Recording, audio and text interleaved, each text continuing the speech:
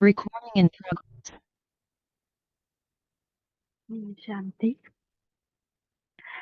सुनते हैं आज की मीठी मुरली मीठे बाप दादा से।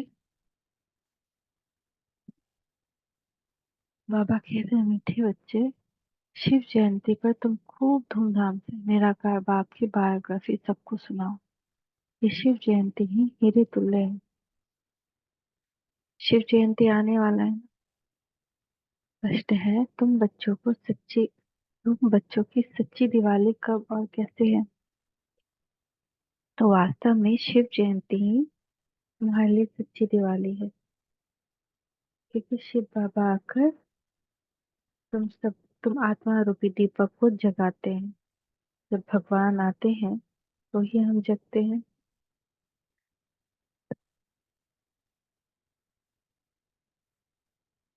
8 मार्च को है शिवरात्रि, 1 महीना एग्जैक्टली। तो क्योंकि शिव बाबा आकर परमात्मा रूपी दीपक को जगाते हैं, हर एक के घर में का दीप जलता है, अर्थात आत्मा की ज्योति जगती है। तो स्थूल दीपक जलाते हैं, लेकिन तुम्हारा सच्चा दीपक शिव बाबा के आने से जगता है। इसलिए तुम खूब धूमधाम से शिव जयंती मनाओ। ओम शांति। मीठे मीठे रूहानी बच्चे शिव की जयंती मनाते हैं, और भारत में तो शिव जयंती मनाते ही जयंती एक मनाई जाती है, उसको फिर सर्वव्यापी कह देते हैं। सर्वव्यापी की जयंती तो हो न सके।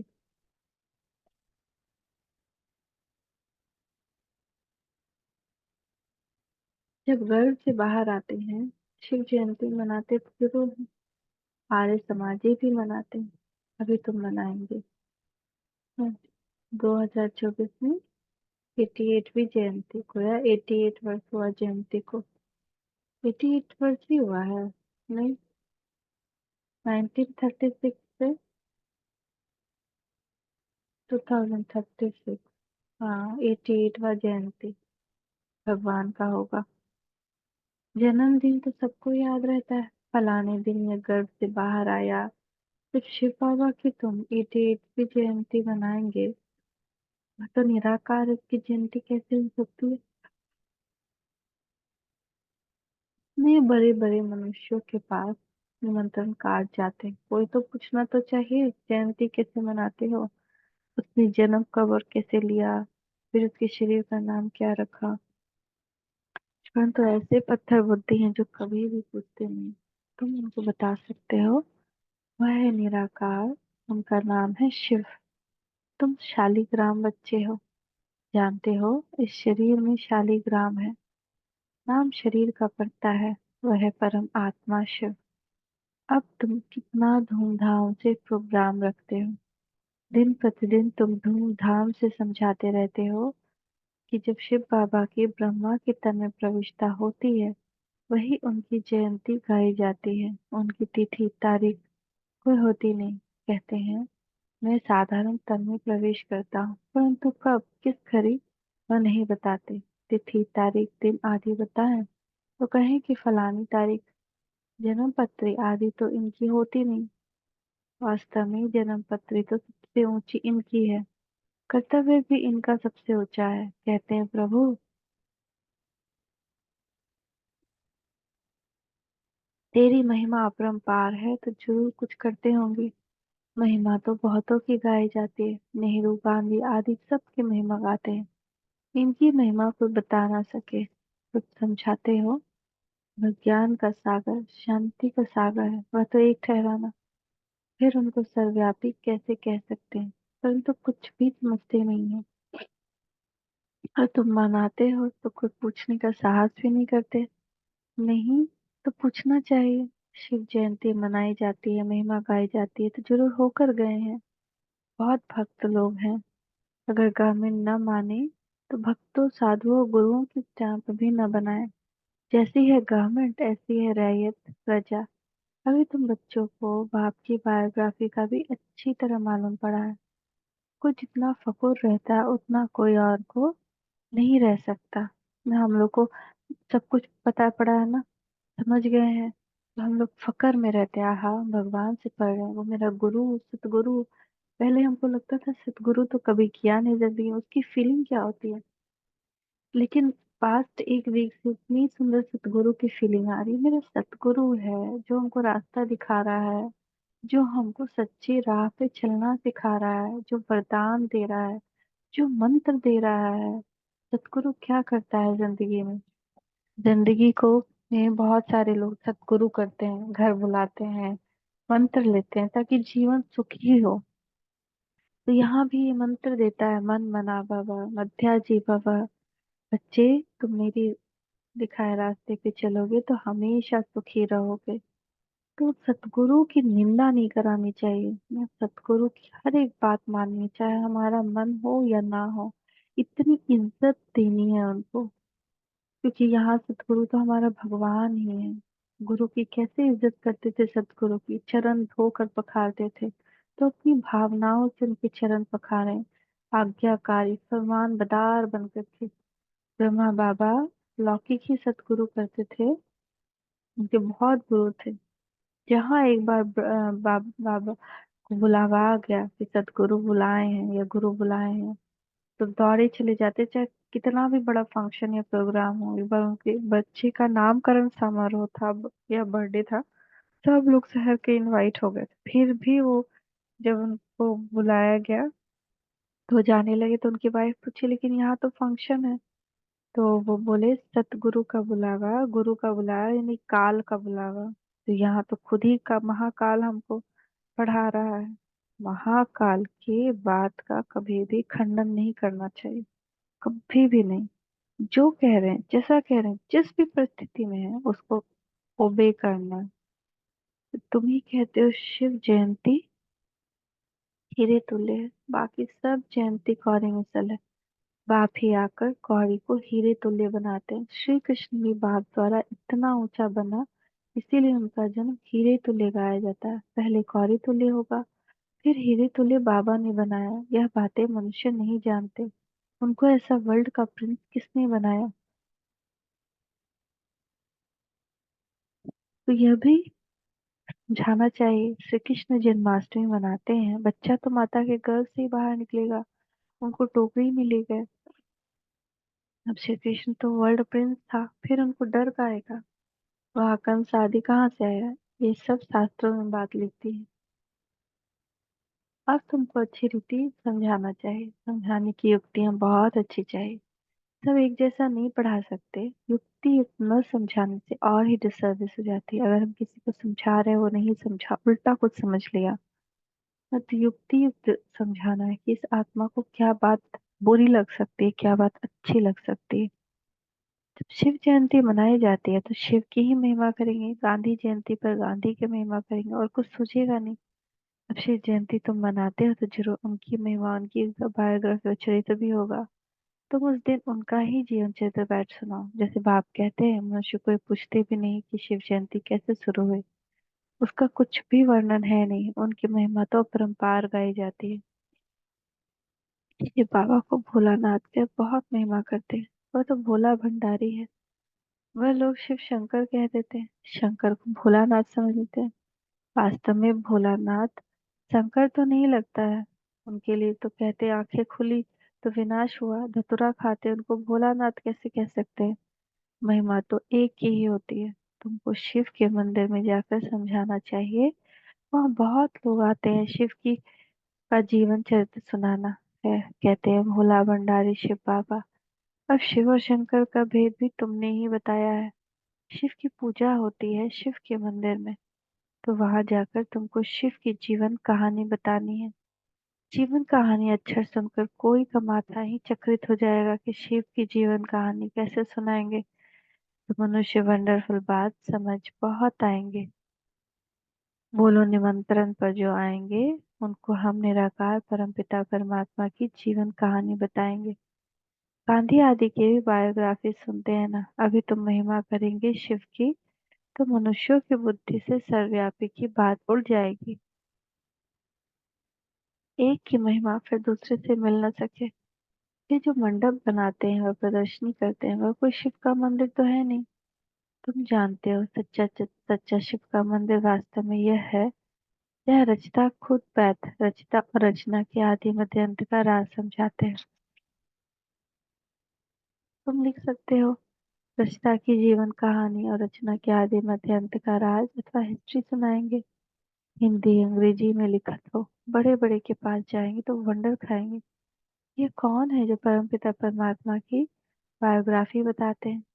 सिर्फ रचना के लिए तुम कहेंगे तो समझेंगे प्रलय हुई फिर रचना रची। परंतु नहीं, तुमको भी समझाना है। पाप पतितों को आकर पावन बनाते हैं तो मनुष्य वंडर खाएंगे। शिव के मंदिर में भी बहुत आएंगे। हाल व मंडप बड़ा होना चाहिए। भल तुम प्रभात फेरी निकालते हो, उसमें भी ये लक्ष्मी नारायण का राज्य इसमें स्थापन किया। उन्होंने ये समझाना है, निराकार शिव बाबा जो सभी आत्माओं का बाप है, वो ही आकर राजयोग सिखाते हैं। ऐसे विचार सागर मंथन करना चाहिए कि शिव के मंदिर में जाकर सर्विस करनी चाहिए। शिव के मंदिर में सवेरे पूजा करते हैं, घंटे आदि भी सवेरे बजते हैं। शिव बाबा भी प्रभात के समय आते हैं, आधी रात को नहीं कहेंगे। उस समय तुम ज्ञान भी नहीं सुना सकते क्योंकि मनुष्य सोए रहते हैं। रात को फिर भी मनुष्य को फुर्सत होती है, बत्तियां आदि भी जलती है, रोशनी भी अच्छी करनी चाहिए। शिव बाबा आकर तुम आत्माओं को जगाते हैं। सच्ची दीपावली तो यह है, हर एक के घर का दीप जलता है, यानी आत्मा की ज्योति जगती है। वह तो घर में स्थूल दीपक जलाते, परंतु दीपावली का वास्तव में अर्थ यह है। कोई कोई दीपक तो बिल्कुल जगता नहीं। तुम जानते हो हमारा दीपक कैसे जगता है। कोई मरता है तो दीवा जलाते हैं कि अंधियारा ना हो, परंतु पहले तो आत्मा का दीपक जगे, तब अंधियारा ना हो। नहीं तो मनुष्य घोर अंधियारे में है ना। हमारी आत्मा का दीपक जब जलता है, ज्ञान मिलता है, तभी तो अंधियारा मिटता है ना। तो स्थूल दीपक जलाने से थोड़ी अंधियारा मिटेगा। जब आत्मा का दीपक जलेगा तब अंधियारा मिटेगा। जो अंदर मनुष्य के मन का अंधियारा है, वो तभी समाप्त होगा, क्योंकि मनुष्य भी अंधकार में है। आत्मा तो सेकंड में एक शरीर छोड़ दूसरी लेती है। अंधियारे आदि की इसमें बात ही नहीं। यह भक्ति मार्ग की रस्म है। घृत खलास होने से दीवा बुझ जाता है। अंधियारे का भी अर्थ कुछ समझते नहीं है। पित्र आदि खिलाने का भी अर्थ नहीं समझते हैं। आगे आत्माओं को बुलाते थे, कुछ पूछते थे, अभी इतना नहीं चलता है। यहाँ भी आते हैं, कोई कोई समय कुछ बोल देते हैं। बोलो तुम सुखी हो, तो कहेंगे हाँ जी। सो तो जरूर यहाँ से जो जाएंगे अच्छे घर में ही जन्म लेंगे। जन्म जरूर अज्ञानी के घर में लेंगे। ज्ञानी के घर में तो जन्म नहीं ले सकते, क्योंकि ज्ञानी ब्राह्मण तो विकार में जा नहीं सकता, वह तो पवित्र है। बाकी हाँ, अच्छे सुखी घर में जाकर जन्म लेंगे। भी कहता है, जैसी अवस्था वैसा जन्म। फिर वहां अपना जलवा दिखाते हैं। भर शरीर छोटा है इसलिए बोल न सके, थोड़ा बड़ा होने से ज्ञान का जलवा दिखाएंगे जरूर। जैसे कोई कोई शास्त्रों के संस्कार ले जाते हैं तो छोटेपन में ही उसमें लग जाते हैं। यहाँ से भी नॉलेज ले जाते हैं तो जरूर महिमा निकलेगी। तो कोई कोई शुरू से ऐसा करता है ना, बच्चा पहले जन्म में क्या रहता है तो इस जन्म में भी आकर बाबा बाबा करता है। कुछ तुम शिव जयंती मनाते हो, वह लोग कुछ अर्थ नहीं समझ सकते। पूछना चाहिए, अगर वह सर्वव्यापी है तो जयंती कैसे मनाएंगे। अब तुम बच्चे पढ़ रहे हो, तुम जानते हो बाप भी है, टीचर भी है, सतगुरु भी है। बाप ने समझाया है। सिख लोग भी कहते हैं सत श्री अकाल है। अब वास्तव में अकाल मूर्त तो सब आत्माएं हैं, पर तो एक शरीर छोड़ दूसरा लेते हैं, इसलिए जन्म मरण कहा जाता है। आत्मा तो वही है। आत्मा 84 जन्म लेती है। कल्प जब पूरा होता है तो खुद ही आकर बताते हैं कि मैं कौन हूँ, मैं कैसे इनमें प्रवेश करता हूँ, जिसे तुम आप ही समझ जाते हो, पहले नहीं समझते थे। हाँ, परमात्मा की प्रविष्टा है, परंतु कैसे कब हुई कुछ भी समझते थोड़ी। दिन प्रतिदिन तुम्हारी बुद्धि में ये बातें आती रहती, नई नई बातें तुम सुनते रहते। आगे थोड़े ही दो बाप का राज समझाते थे, आगे तो जैसे बेबियां थी। अभी भी बहुत कहते हैं, बाबा हम 2 दिन का आपका बच्चा हूँ, इतने दिन का बच्चा हूँ। समझते हैं जो कुछ होता है कल्प पहले में सब। इसमें बड़ी नॉलेज है, समझने में भी समय लगता है। जन्म ले फिर मर पड़ते हैं। 2 मास 8 मास का ही मर पड़ते हैं ना, जन्म लेते हैं ज्ञान में चलते हैं, कोई 2 मास चलता है, कोई 8 मास चलता है, फिर वापस विकार में।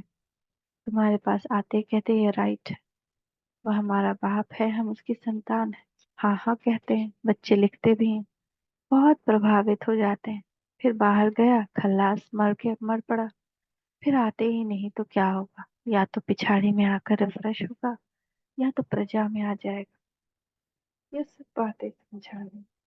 हम शिव जयंती कैसे मनाते हैं, शिव बाबा कैसे सदगति करते हैं, शिव बाबा स्वर्ग की सौगात ले आते हैं, खुद कहते हैं मैं तुमको राजयोग सिखाता, विश्व का मालिक बनाता हूँ।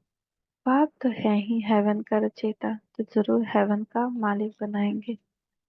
हम उनकी बायोग्राफी बताते हैं, कैसे स्वर्ग की स्थापना करते हैं, कैसे राजयोग सिखाते आकर सीखो। जैसे बाप समझाते हैं वैसे बच्चे नहीं समझा सकते क्या? इसमें बहुत अच्छा समझाने वाला चाहिए। शिव के मंदिर में बहुत अच्छा मनाते होंगे, वहां जाकर समझाना चाहिए। लक्ष्मी नारायण के मंदिर में अगर शिव की जीवन कहानी सुनाएंगे तो किसको जचेगी नहीं, ख्याल में नहीं आएगा। फिर उन्हों की अच्छी रीति बुद्धि में बिठाना पड़े। लक्ष्मी नारायण में मंदिर में बहुत आते हैं, उन्हों को लक्ष्मी नारायण राधे कृष्ण का राज समझा सकते हो। उनका अलग अलग मंदिर होना नहीं चाहिए। श्री कृष्ण जयंती पर तुम श्री कृष्ण के मंदिर में जाकर समझाएंगे। कृष्ण ही गोरा, कृष्ण ही सावरा क्यों गाया जाता है? कहते हैं गावरे का छोड़ा। गावरे में तो गायें बकरियां चराते होंगे ना। बाबा फील करता है हम भी गावरे के थे, न टोपी न जुत्ती। अब स्मृति आती है हम क्या थे, फिर बाबा ने आकर प्रवेश किया है। तो यह बाप का लक्ष्य सबको मिले कि शिव बाबा को याद करो, वो ही सदगति दाता है। तुम रामचंद्र की जीवन कहानी भी बता सकते हो, कब से उनका राज्य शुरू हुआ, कितने वर्ष हुए। ऐसे ऐसे खलात आने चाहिए। शिव के मंदिर में शिव की बायोग्राफी सुनानी पड़े, लक्ष्मी नारायण के मंदिर में लक्ष्मी नारायण की महिमा करनी पड़े, राम के मंदिर में जाएंगे तो राम की जीवन कहानी सुनाएंगे। अब तुम पुरुषार्थ कर रहे हो देवी देवता धर्म स्थापन करने का। हिंदू धर्म तो कोई ने स्थापन नहीं किया, बाकी हिंदू कोई धर्म नहीं, ये सीधा कहने से बिगड़ेंगे। समझते हैं ये कोई ईसाई है। तुम बोलो हम आदि सनातन देवी देवता धर्म के हैं, जिसको आजकल हिंदू कह दिया है। अच्छा, मीठे मीठे सिक्की लदे बच्चों प्रति माता पिता बाप दादा का याद प्यार गुड मॉर्निंग। रूहानी बाप की रूहानी बच्चों को नमस्ते, रूहानी बच्चों की रूहानी माता पिता बाप दादा को याद प्यार गुड मॉर्निंग, नमस्ते बाबा, नमस्ते, शुक्रिया बाबा, शुक्रिया। धारणा के लिए मुख्य सार। शिव जयंती धूमधाम से मनाओ। शिव बाबा के मंदिर में शिव की, लक्ष्मी नारायण के मंदिर में लक्ष्मी, राधे कृष्ण की बायोग्राफी सुनो। सबको युक्ति युक्त समझाने दो। अज्ञान अंधियारे से बचने के लिए आत्मा रूपी दीपक को ज्ञान घृत से सदा प्रज्वलित रखना है, दूसरों को भी अज्ञान अंधियारे से निकालना है। वरदान है, मीठे बाबा का वरदानी हस्त अपने मस्तक पर देखिए। मीठे बच्चे, सब खजानों से संपन्न बन, सब खजानों से संपन्न बन, निरंतर सेवा करने वाले अखुट अखंड महादानी भव। बाप दादा ने संगम युग पर सभी बच्चों को अटल अखंड का वरदान दिया।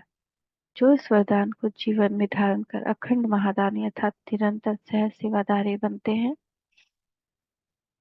वह नंबर 1 बन जाते हैं। तो आपस से भक्त आत्माएं भी दानी बनती हैं, लेकिन अखुट खजानों की दानी नहीं बन सकती। विनाशी खजाने या वस्तु के दानी बनते हैं। लेकिन आप दाता के बच्चे जो सब खजानों से संपन्न हो, वह एक सेकंड भी दान देने के बिना रह नहीं सकते।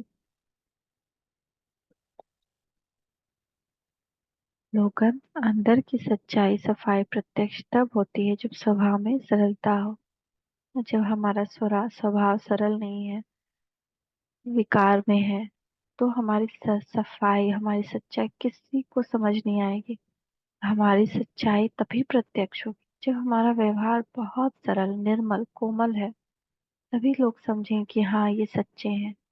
क्रोध में किए गई बातें या बहुत कटु वचन बोलना या इरिटेट होना, रोना, ऐसे में हम अपनी बात अगर किसी के सामने पेश करते हैं तो उस बात का मूल्य नहीं, उस बात में कोई सच्चाई देख ही नहीं सकता। उसको लगेगा कि आज तक जो कुछ होता आया तो आज भी ये झूठ ही है, कोई सच्चाई नहीं है इनमें। लेकिन अगर हम चाहते हैं कि सबको हमारे अंदर की सच्चाई सफाई समझ आए, वो प्रत्यक्ष हो सामने, तो हमारा स्वभाव बिल्कुल सरल हो। कोई कुछ बोला, जैसे नदी के आगे पत्थर आया, नदी उसके ऊपर से निकल गई, बहती रही बहती रही, उसको कुछ रोक नहीं सकता। तो ऐसे ही हमारा स्वभाव बिल्कुल सरल हो, छोटी बड़ी बात को भी छोटा बना करके आगे बढ़ते जाना। ओम शांति, ओम शांति, ओम शांति।